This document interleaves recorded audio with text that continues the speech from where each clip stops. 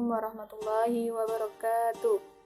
Perkenalkan, nama saya Sophia, saya dari kelas PAI 3G, NIM saya 191190. Dalam seri ini akan membahas tentang fungsi psikologi pendidikan. Fungsi psikologi pendidikan itu ada 4. Yang pertama, sebagai proses perkembangan siswa. Yang kedua, mengarahkan cara belajar siswa. Yang ketiga, sebagai penghubung antara mengajar dan belajar. Yang keempat, sebagai pengambilan keputusan untuk pengelolaan proses belajar mengajar. Dalam psikologi pendidikan, memberikan banyak kontribusi kepada pendidik dan calon pendidik untuk meningkatkan efisiensi proses pembelajaran pada kondisi yang berbeda-beda. Seperti di bawah ini. Yang pertama itu memahami perbedaan individu atau peserta didik.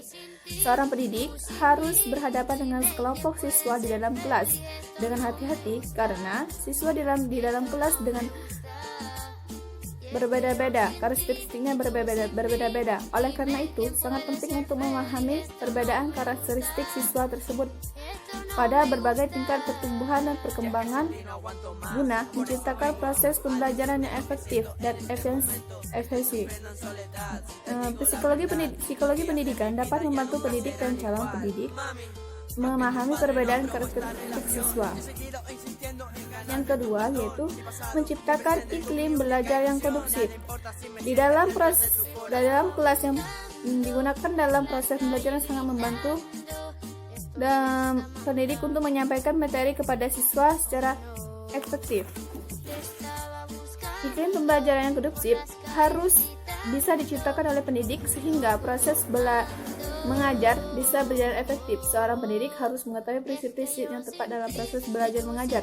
Pendekatan yang berbeda dalam mengajar untuk proses belajar mengajar yang lebih baik. Psikologi pendidikan berperan dalam membantu pendidik agar dapat menciptakan iklim sosial emosional yang kondusif di dalam kelas sehingga proses pembelajaran di dalam kelas berjalan efektif. Yang ketiga yaitu pemilihan strategi dan metode pembelajaran.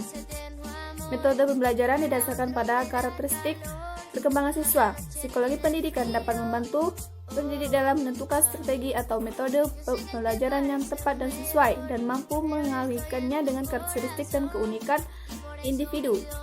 Jenis belajar dan gaya belajar yang tingkat perkembangan sedang dialami peserta didik. Yang keempat yaitu memberikan bimbingan kepada peserta didik.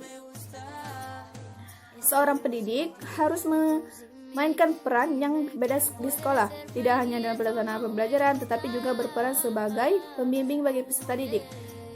Yang kelima, yang terakhir itu mengevaluasi hasil pembelajaran. Pendidik harus melakukan 2 kegiatan penting di dalam kelas, seperti mengajar dan mengevaluasi. Kegiatan evaluasi membantu dalam mengukur hasil belajar siswa. Psikologi pendidikan dapat membantu pendidik dan calon pendidik dalam mengembangkan evaluasi pembelajaran siswa yang lebih adil, baik dalam teknis evaluasi, pemenuhan prinsip-prinsip evaluasi, maupun menentukan hasil-hasil evaluasi. Baiklah, mungkin hanya itu yang dapat saya sampaikan. Terima kasih. Wassalamualaikum warahmatullahi wabarakatuh.